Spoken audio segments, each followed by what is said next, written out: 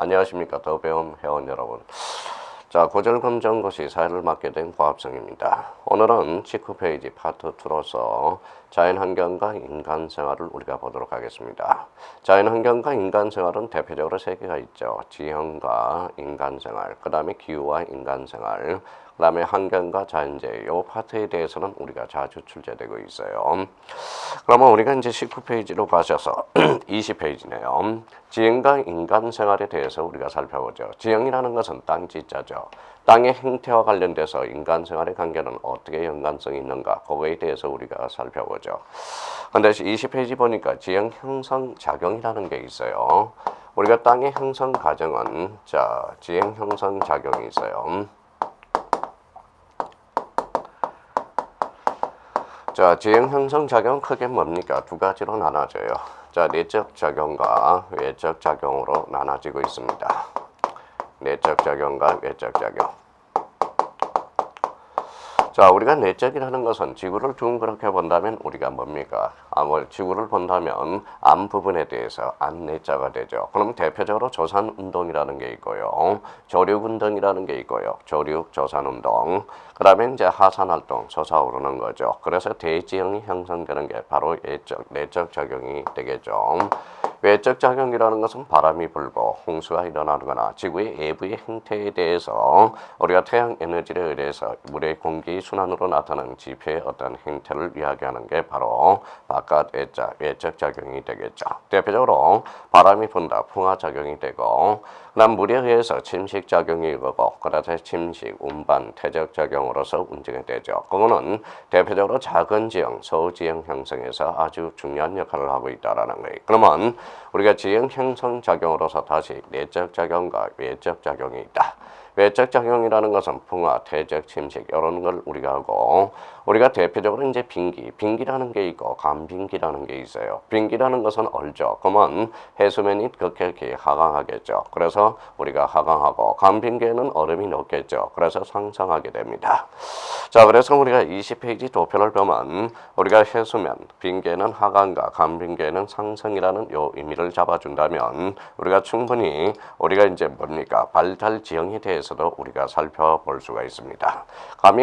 간입공유하천이라는 게 있어요. 간입공유하천, 그 다음에 하안당구라든지 해안당구. 단자라는 것은 계단 단자죠. 그래서 하안이라는 것은 하천의 입구에 계단식으로 형성되는 걸 하안당구라고 그러고, 해안당구라는 것은 해양을 바다 해자를 말하는 거죠. 그래서 해안당구 등의 의미가 우리가 생기게 됩니다. 그래서 빙기는 빙기와 관련돼서 발달 지형에 대해서 우리가 살펴봤고요. 그 다음에 이제 간빙기에 대해서 하강면이 상승을 하게 되겠죠. 해수면이 상승함으로써 V자 형성을 공처하는 게 뭐예요? 리아스틱 해안위계, 대표적으로 리아스식 해안이라는 게 있고요. U자 지형을 우리가 이루는 게 피어로드 해안이 있어요. 그리고 대표적으로 석호라든지 강릉, 그 다음에 이제 뭡니까? 범람원, 그 다음에 삼각주 등이 있겠죠. 그래서 우리가 제1절 지형 형성 작용에 대해서는 내적 작용과 외적 작용이 있다. 그렇게 인식해 주면 됩니다. 대표적으로 이제 우리가 이제 제2절로 가서 대표적으로 어떤 측면을 우리가 봅니까? 크게 세 가지 측면에서 우리가 보겠죠. 산지와 고온이라는 측면에서 우리가 볼 거고요. 산지와 고온에 대해서 우리가 살펴볼 거고, 또 하나 우리가 살펴보는 것은 뭡니까? 하천과 평야에 대해서 우리가 살펴봐야 되겠죠. 하천과 평야에 대해서, 평야와 관련돼서. 우리가 세 번째에 대해서는 뭡니까? 바로 해안과 해양에 대해서 우리가 살펴보도록 하겠습니다. 그러면 산지와 고온에 대해서, 산자죠. 산지와 고온에 대해서 우리 21페이지에 나와 있습니다. 대표적으로 석곡산지라는 게 있어요. 석곡산지라는 게 있고, 지각이 만나는 곳에서 석곡작용에 의해서 형성된 산지가 바로 대표적인 석곡산지의 의미가 되고, 그리고 이제 석곡산지의 종류에는 신기, 근거 신생대를 이야기하겠죠. 그래서 신기, 석곡산지라는 게 있습니다.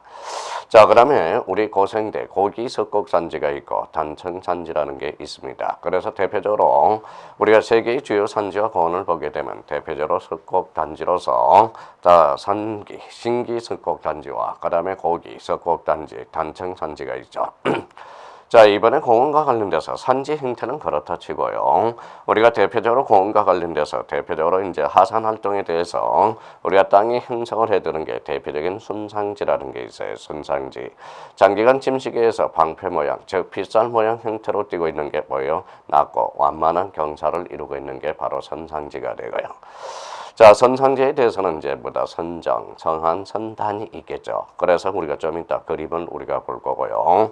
탁상지에서는 탁자 모양의 우리가 지형의 형태가 바로 대표적인 탁상지가라는 게 있어요. 그 다음에 윤기대지라는 게 있고, 그다음에 이제 용암대지라는 게 있습니다. 그래서 22페이지 가서 산지 및 고원의 이용. 우리가 이제 산지와 고원이라는 것은 강간작용의 강간자원으로서의 역할을 하고 있다. 대표적으로 이제 뭐예요? 로키, 알프스 산맥이 대표적인 강간자원으로 활용하고 있다라는 걸 알 수가 있고요. 그 다음에 이제 고산 도시 발달이 되어 있고, 자, 그다음에 세 번째 이제 농업 발달로서 모카, 데카 고원이죠. 그다음에 커피, 브라질 고원이 있고요. 자, 권행진 홍고원에서 권행진 농업에 대해서는 요거는 꼭 우리가 확인해 둘 필요가 있어요. 고도가 600m 이상의 고지대에 서늘한 기온을 이용하여 농사를 짓는 것인데, 우리가 대표적인 권행지 산업 그러면 우리나라의 지형을 본다면 대표적인 대관령 지형이 되겠죠. 대관령이 바로 뭐예요? 고위 팽탄면이라는 게 발달함으로써 우리가 이제 대관령 지역, 그래서 대관령된 고위 팽탄면에서 발달하였다. 그러면 뭐가 발달한 거예요? 로플 고차에서 냉정이죠. 고냉지 농업에 대해서는 꼭 확인해 둘 필요가 있습니다. 자, 대표적으로 그러면 우리가 이제 뭡니까? 그러면 산지와 고원에 대해서 뭐 산지, 석곡산지가 있고요. 그 다음에 이제 뭡니까? 대표적으로 고원과 관련돼서 우리 산지와 고원에 대해서 이 정도 의미를 우리가 살펴보고, 자, 22페이지 보니까 우리나라 산지 특성은 뭐예요? 바로 경동성 지형이다. 자, 동쪽은 뭡니까? 자, 동서는 경사가 졌다라는 거죠. 그래서 서쪽은 완만하고 동서는 경사가 졌다. 그래서 경동성 지형이라고 우리가 그럽니다. 그 다음에 군흥성 상지. 국토의 70%가 산지나 산지의 절반 이상이 500m 미만의 오랜 침식의 결과 밭 농사와 가수 농사가 되는 게 바로 군흥성 상지가 되죠. 자, 장구입니다. 차별 침식에 의해서 형성되고 국립공원 등 관광지로 이용되는 것. 대표적으로 우리 북한산과 계룡산을 우리가 장구라고 합니다. 자, 고위 평탄면 기억해 두셔야죠. 고위 평탄면은 우리가 대표적인 대관령 산과 관련돼서 아까 고능지 농업거고, 그래서 고능지 채소 재배 목적어 발달하고 있다. 그래서 고위 평탄면 지형이다. 그 다음에 개마고원으로서 하산활동으로 형성된 용암대지, 아까 대표적으로 용암대지, 진력수는 지대로 임업이 발달하고 감자, 호비 재발되고 있다. 그래서 우리나라의 산지의 특색이 아닌 것인 것. 그러면 특색으로서 첫 번째 뭐가 있다? 경동성 지형. 이렇게 암기가 좀 돼줘야 돼요. 그래서 첫 번째 우리나라의 특색은 경동성 지형이다라는 걸 확인할 수가 있고요. 자, 두 번째는 뭡니까? 두 번째는 자, 다시 한번 숙제해 보라는 거예요. 군흥성 상지가 있고요. 그 다음에 세 번째 고위 평탄면이라는 게 있어요. 아까 고냉진서 평탄면 지형이 있다. 고위 평탄면과 관련돼서는 아까 고냉진 업으로서 대관령과 관련돼서 연결이 되고요. 그 다음에 이제 네 번째로서 장구가 이제 대표적인 장구. 자, 그 다음에 다섯 번째, 개마고원이 있죠. 개마고원은 우리 이제 백두산 지형과 관련돼서 하산활동으로 해서 개마고원이라는 게 있습니다. 그래서 우리나라 산지 고원의 특성으로서는 다시 한번 숙제해 보자고. 자, 우리 한번 숙제해 봅시다. 경동성 지형이고, 그 다음에 군흥성 상지라는 게 있고, 고위 평탄면, 그 다음에 장구, 개마고원에 대해서 이런 측면에서 우리가 확인해 두면 우리가 큰 문제가 없을 거라고 생각이 됩니다. 그러면 산지와 고원과 관련돼서 우리 이제 대표적으로 자주 출제되는 거 뭐가 있습니까? 바로 자, 고위 평탄면, 고능지 농업 다시 한번 확인하고, 자, 대표적으로 그래서 이제 그 정도만 확인해 두면 우리 이 파트에 대해서는 큰 문제가 없을 거라고 생각이 듭니다. 자, 그렇다면 이제 지형과 인간생활 틀어서 자, 23페이지 우리가 보시면 하천과 평야라는 게 있어요. 하천과 평야지대. 자, 그러면 이제 하천과 평야와 관련돼서 대표적으로 이제 뭡니까? 하천 지형의 발달은 어떻게 편성하게 침식이 되겠죠. 그럼 침식이 되면 운반이 되고, 운반이 되면 바로 퇴적작용을 의해서 침식, 운반, 퇴적작용. 그래서 대표적으로 3단계에 걸쳐서 여러 가지 지형이 나타나고 있는 게 대표적인 하천 지형의 발달로 볼 수가 있습니다. 자, 그렇다면 이제 하천 한때는 자유공유천, 자유공유하천이라는 게 있어요. 그래서 자유공유하천. 몇 페이지가 있어요? 23페이지 1번이 있네요. 자유공유하천. 그래서 공유하천. 자유공유하천은 특징은 뭡니까? 거기 첫 줄에 보면 대하천의 준하류에서 발전되는 게 바로 자유공유하천이라는 거. 거기에다 포인트 달고요. 밑줄을 딱 놓고 대하천의 중하류. 거기에다 포인트를 달아나는 겁니다. 대표적으로 이제 우리가 이제 자유공유하천의 등기는 우가코. 우가코가 뭡니까? 소우자죠. 그래서 소처럼 어다 뿌리 뿔로 소우자 써서 소처럼 뭐의 뿔로 형성된 호수가 바로 대표적인 우가코가 되고요. 그 다음에 하중도 발달하고 있다. 그래서 대표적으로 자유공유하천이 있어요. 그 다음에 대표적으로 감익공유하천이라는 게 있습니다. 자, 감익이죠.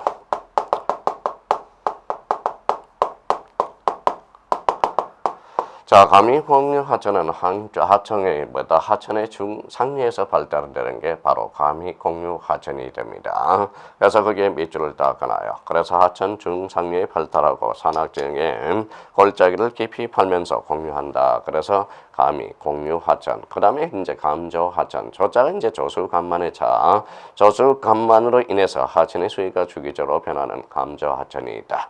여기서 꼭 기억해 둘 거는 대표적으로 이제 자유공유하천에 대해서 우리가 살펴봐야 됩니다. 자, 뒷장을 한번 넘겨 보죠. 자, 24페이지 보니까 자유공유하천이 있어요. 공유천으로서 우리 대하천의 지형에 대해서 우리가 그림이 우리 한국 지리와 관련돼서는 자연환경과 인간 생활에 대해서는 그림이 종종 출제되고 있다는 걸 확인해 두고 여기에 바로 대표적인 24페이지 자유공유하천이라는 게 있어요. 대하천의 중하류에서 발달하는 하천을 뭐라고 그런다? 자유공유하천이라고 그런다. 감익공유천에 대해서는 우리가 하천의 중상류에서 발달하는 것, 그걸 바로 대표적인 감익공유천이라고 그럽니다. 자, 하천의 이용. 우리 이제 하천의 이용에 대해서는 뭐래요? 물 자원의 공급원이죠. 교통료로 이용되고, 그 다음에 주변의 농경지 개발이 되고, 예로부터 국민 생활의 주요 무대가 되는 게 바로 하천입니다. 우리가 삼국시대에 우리가 영향을 본다면 하천을 누가 먼저 우리 한강에 대해서 누가 쟁취하느냐에 따라서 권력 이동이 형성되고 있다는 걸 확인할 수가 있죠. 그래서 3번의 하천의 이용에 대해서 우리가 살펴봤고요. 대표적으로 자유공유하천 그림에 대해서 꼭 우리가 확인해 둘 필요가 있어요. 그 다음에 감익공유하천에 대해서 우리가 살펴봤습니다. 자, 그렇다면 이제 우리는 이제 그러면 하천과 평야에 대해서 대표적으로 하천을 봤으니까 이번에는 평야와 관련돼서 주민 생활은 어떻게 변화되고 있는지 우리가 이제 확인해 둘 필요가 있어요. 그러면 평야와 관련돼서 대표적으로 침식평야라는 게 있습니다. 그 다음에 침식평야라는 게 있고요. 자, 침식이 되면 뭡니까? 퇴적이 되겠죠. 그래서 이제 우리가 충적평야라는 게 우리가 있습니다. 자, 충적평야에 대해서 충적평야 쌀적이죠.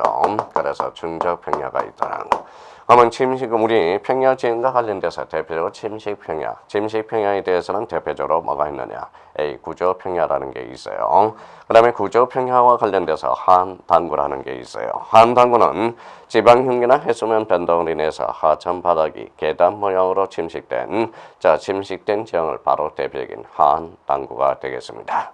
단구면을 이용해서 칠약, 농경지, 교통로가 발달되는 게 대표적인 한단구가 되고요. 여기에 대해서 이제 이번에 침식분지와 관련돼서는 우리가 최근에 기출이 되고요. 대표적으로 대구 지형이 대표로 침식이죠. 침식분지가 되죠. 바깥쪽은 산지로 둘러싸여 있고 중앙은 낮은 평지로 이루어진 오목한 형태의 지형을 뭐라고 한다? 분지 형태가 되겠죠. 대표적으로 우리 침식 분지와 관련돼서 분지 형태는 일교차가 상당히 큽니다. 일교차가 그러면 당분이 우리가 발달하겠죠. 그래서 대구에서 대표적인 사과가 유명하게 된 결과가 바로 침식 분지가 되겠죠.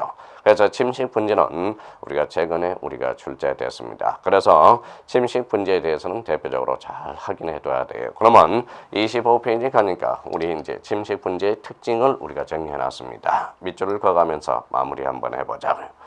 자, 이번에 하천의 합류 지점으로 기반암이 하강으로 이루어진 지형에서 하천의 차별 침식에서 형성된 게 바로 대표적인 침식 분지가 된다. 일제부터 농업이 발달하고 지방 중소도시로 성장했다. 지방 중소도시에서 대표적인 대구가 우리가 되겠고요. 그 다음에 봄, 가을의 야간에는 기온 역전 현상으로 안개한 냉해가 발생할 수도 있다라는 것. 그러면 다음 중 A, B, C 요 특징을 두고 요 특징에 대해서 우리 이제 평야 지형의 특징은 뭘 골라라. 그러면 침식 분지에 대해서 우리가 골라내야 된다라는 겁니다. 자, 25페이지 대표적으로 우리가 이제 충적 평야에 대해서 거기 이제 그림이 있어요. 자, 선상지라는 게 있어요. 선상지에서 우리가 이제 맨 위에 선정이 되고요. 그 다음에 선정 다음에 뭐가 됩니까? 선앙이 되고 그 다음에 선단이라는 게 있어요. 선단에서 그러면 우리 선상지에서 위에서 비가 오면 물이 고여서 물이 솟아오른다. 그래서 이제 용천대라는 게 우리가 형성되고 있습니다. 그러면 대표적으로 그 그림을 보니까 용천대, 그래서 이제 선정, 선앙, 그 다음에 선단, 용천대라는 게 있고요. 거기에 대해서 대표적으로 이제 제1당구, 당구라는 것은 이제 한당구가 되겠죠. 그 다음에 제2당구라는 게 있고요. 그 다음에 세 번째 범람원이라는 게 있습니다. 우리가 생각해 보십시오. 우리 하천에 중류에서 서류로 내려갔을 때, 물이 범람했을 때 범람원이 형성되고 거기에 대해서 충적평자로서 물이 계속하면 삼각지가 형성이 되겠죠. 그래서 한당구 및 모식도라는 게 25페이지 그 그림이 확인이 되어 있어요. 이 그림에 대해서도 자주 출제되고 있으니까 그림에 대해서 인식해 두셔야 됩니다. 자, 우리 지리는 별 재미가 없어요. 여기 이제 우리가 지리적인 정보 우리 지난 1강, 2강, 3강 시간에서도 우리가 봤지만 우리가 이제 지리에 대해서는 우리 그림에 대해서 인식을 잘 봐야 된다라는 겁니다. 그래서 이제 선상지, 부채 모양이다. 자, 한당구라는 것은 우리가 이제 계단식 하천에 이제 계단식 한당구 그림을 잘 보셔놓으라는 겁니다. 그래서 25페이지 보니까 한당구 모식도와 그 다음에 대표적으로 한당구에 대해서 우리가 이제 그림을 익숙해 둬야 되고요. 자, 그렇다면 이제 충적평야에서 개요라는 게 나와 있죠. 자, 빙하, 하천 등에 의해서 자갈 모래땅 진흙이 퇴적되어 형성되는 것, 퇴적돼서 형성돼가서 쌓일 적자. 그래서 이제 대표적인 충적평야가 됩니다. 그래서 유행어로 보니까 우리 그 그림을 생각하세요. 자, 선상지라는 게 있고요. 선상지라는 것은 물이 선정이죠. 건물이 잘 빠진다라는 거네. 대표적으로 선정과 선앙이 있는데 가수원이나 밭으로 이용되는 게 바로 대표적인 우리 선상지가 되고요. 자, 선단에 대해서는 물이 솟아오르죠. 용천대에서 지력이 입지가 형성되고 거기에 대해서 배농사 지대로 이용되고 있는 게 대표적인 선상지. 이 선상지에 대해서는 꼭 체크해놓고 우리가 봐셔야 됩니다. 자, 범람은 있겠네요. 우리가 이제 하천 하류 지역에서 홍수시의 하천 범람으로 형성된 범람은 넘친다라는 거죠.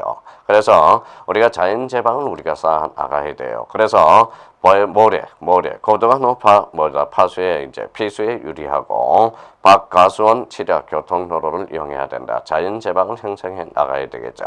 배후 섭지에 대해서는 대표적으로 배농사 지대로 사용되고 있다라는 걸 우리가 확인해 둘 수가 있고요.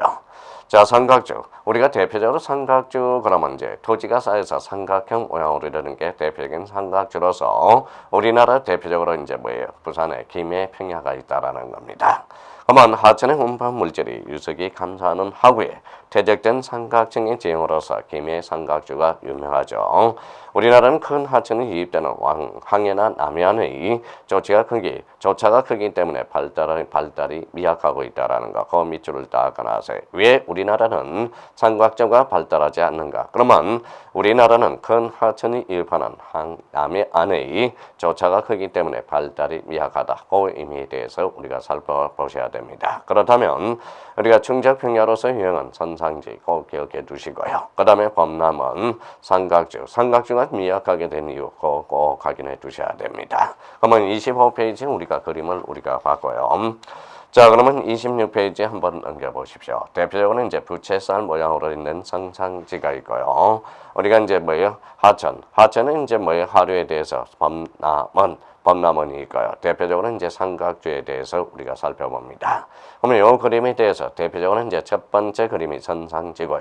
두 번째 그림이 범람원, 그 다음에 대표적으로 삼각주가 됩니다. 그러면 우리가 이제 하천과 평야에 대해서 자주 출제되는 것은 대표적으로 이제 뭐예요? 침식분지로서 우리 침식분지에 대해서 최근에 우리가 출제됐고, 그 다음에 선상지에 대해서 꼭 확인해 둬야 되고요. 그 다음에 세 번째 삼각주에 대해서 우리가 꼭 확인해 둔다면 요 우리 파트에 대해서는 큰 어려움이 없을 거라고 생각이 듭니다. 자, 그렇다면 이제 대표적으로 이제 여기를 또 보죠. 우리가 이제 해안과 관련돼서 우리가 봅니다. 우리가 이제 26페이지 제2절 보니까 해안 지형과 해양에 대해서는 이제 뭡니까? 해안에 대해서 우리가 이제 봅시다.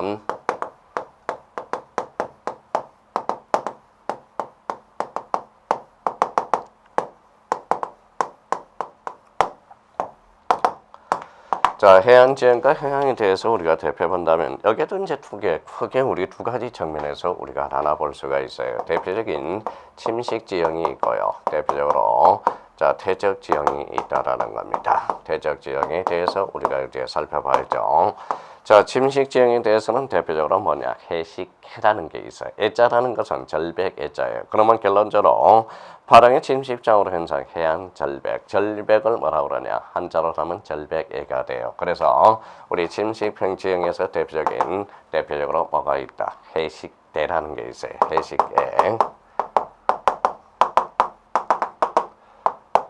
자, 두 번째는 우리가 보실 거는 파식대라는 게 있어요. 그 파식대가 뭐냐면 해식계가 침식을 받아 후퇴하는 과정에서 그 밑에 형성된 완경사의 기암 안면을 뭐라고 그런다? 파식대라는 거 있어요.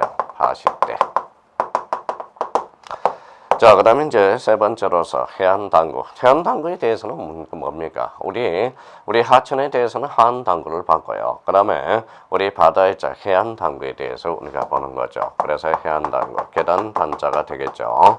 이 단이라는 것은 계단 모양으로서 거기에다 두 번째 출전하세요. 계단상의 지형으로서 대표적인 교통로, 그 다음에 치락, 그 다음에 농경지로 이용되고 있는 게 대표적인 해안당구가 된다.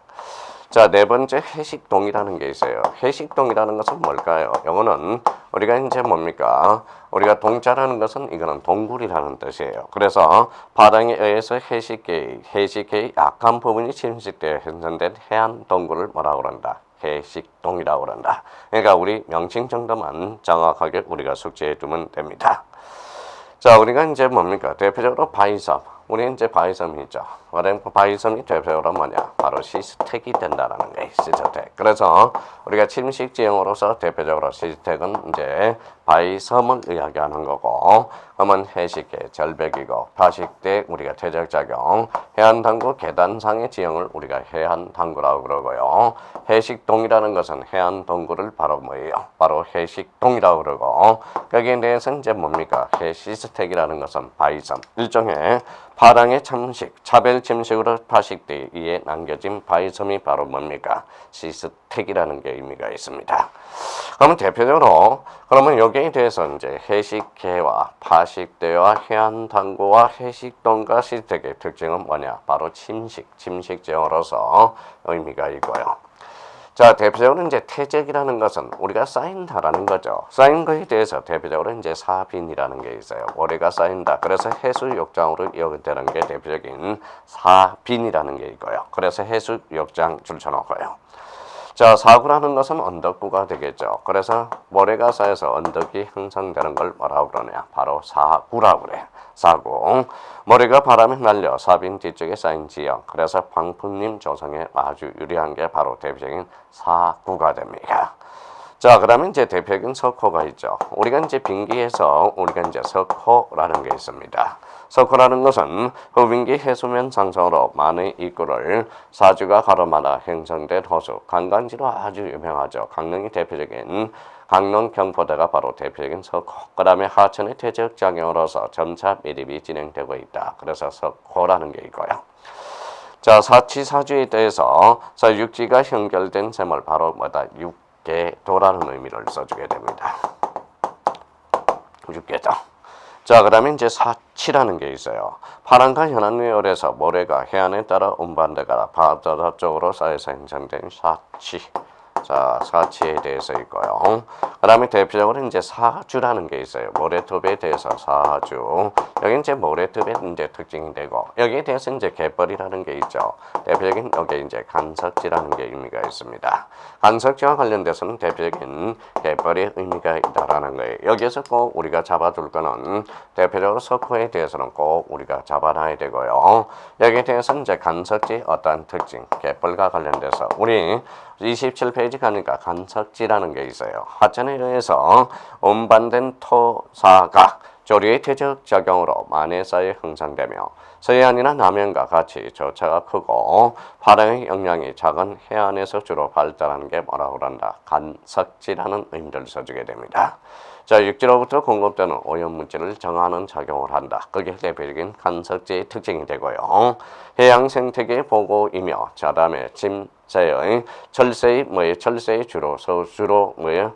주요 서식지가 되는 게 바로 간석지가 되고요. 해일과 같은 자연의 완충지대 역할을 하고 있는 게 뭐다? 대표적인 간석지라는 게 있습니다.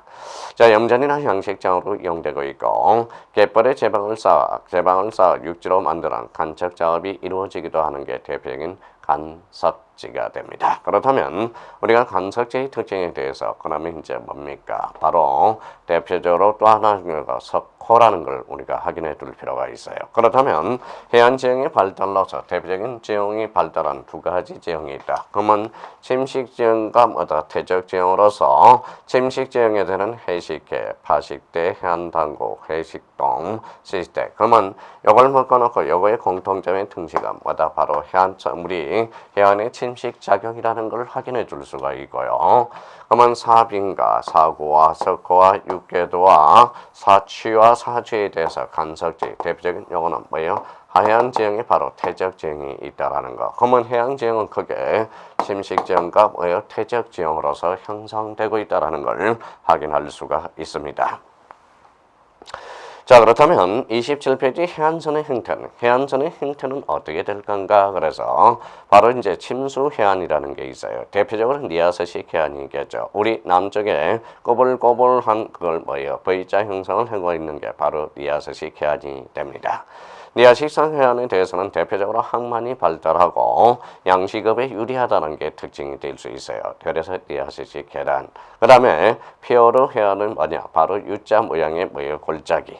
후빙기 해수면 상승으로 침수되어 질각절벽으로 이루어진 해양선을 형성하고 있다. 그래서 피오르 해안은 U자 형성으로서 관광 자원으로서 아주 유리한 점이 있다라는 겁니다. 대표적인 그러면 우리나라는 대표적으로 피오르 해안보다는 니아스식 해안의 특징을 짜고 있죠.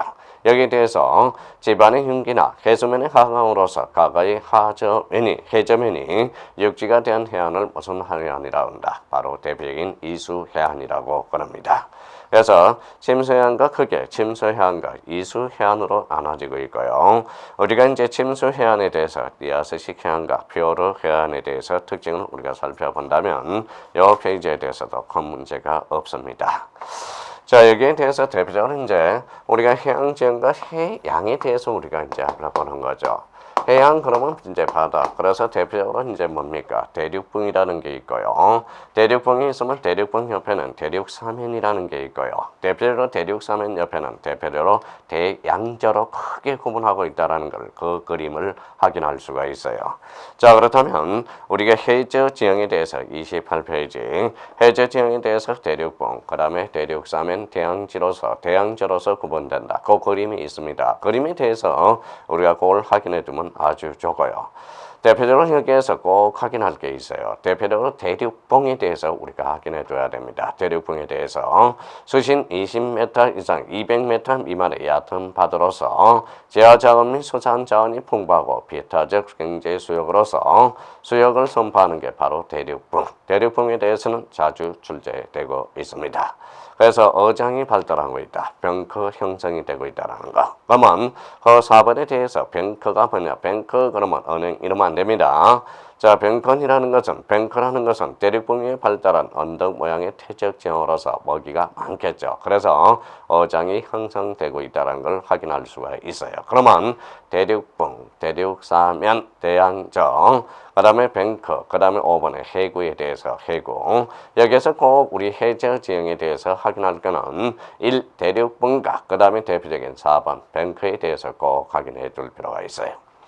자, 그러면 해저 지형에 대해서는 우리가 살펴봤고요. 그러면 우리가 이제 바다의 흐름, 바닷물의 흐름이 바로 해류가 되겠죠. 해류에 대해서는 해류와 대표적으로 해류에 대해서는 우리 영중 일정 방향으로 흐르는 해수의 흐름, 난류와 한류라는 걸 우리가 많이 들어봤을 겁니다.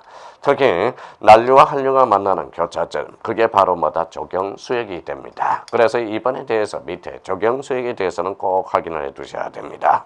한류와 난류가 교류하는 수역으로서 어적 자원이 풍부하며 어장이 발달되고 있다. 그래서 이 조경수역 형광펜 다 꺼놓고 마무리해 놓으셔야 돼요. 자, 난류와 한류에 대해서는 제주도에서 고이도로 흐르는 것, 곧 흐르는 해류를 바로 난류가 되고요.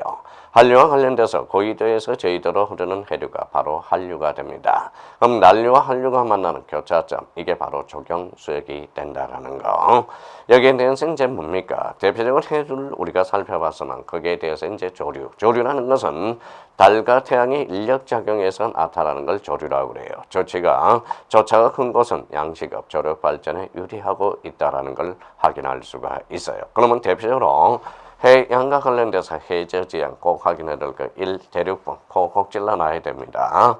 그 다음에 네 번째 벙커에 대해서 우리가 확인해 놔야 되고 해류와 관련돼서 해류와 난류가 교차하는 조경수역에 대해서 꼭 찔러놔야 된다라는 거. 그러면 조류와 관련돼서는 그거는 어느 정도 확인해 두고 조차가 큰 곳은 양식업 조력 발전에 유리하다라는 걸 확인해 둘 필요가 있어요. 그러면 우리 지행과 인간생활 1, 2에 대해서 우리가 살펴봤고요. 그 정도만 우리가 정리해 둔다면 우리 더 배운 고졸 검정고시 여러분들은 무조건 우기에 대해서는 확인해 둘 필요가 있다라는 거예요. 그러면 우리 잠시 쉬었다가 제 기후와 그 다음에 거기 29페이지 기후와 인간생활에 대해서 전 시간에 대해서는 뭘 살펴봤다고요? 지형과 기후생활에 대해서 우리가 살펴봤고 이번 둘째 시간에 대해서는 기후와 인간생활에 대해서 우리가 살펴보도록 하겠습니다. 좀 쉬었다가 계속 나가겠습니다.